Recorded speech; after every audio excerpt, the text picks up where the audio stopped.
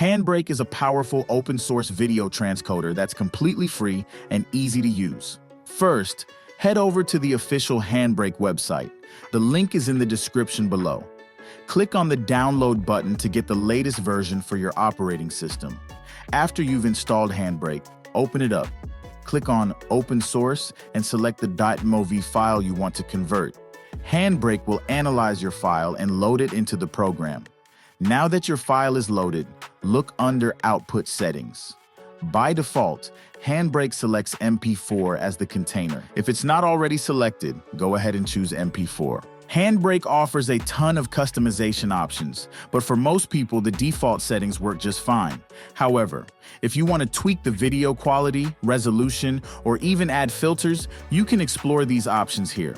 For this video, we'll keep it simple by using the presets, but I like to always change the frame rate to 25 FPS.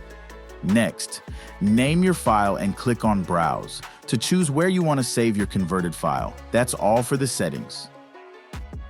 Hit the Start Encode at the top of the window. HandBrake will begin conversion. Depending on the size of your file and your computer's speed, the conversion may take a few minutes. But once it's done, you can find your converted Mp4 file in the folder you selected earlier. And there you have it, a quick and easy way to convert .mov to Mp4 using HandBrake for free.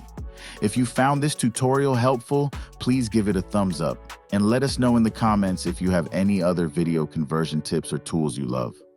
Don't forget to subscribe. This will encourage us to make more videos like this. Thanks for watching.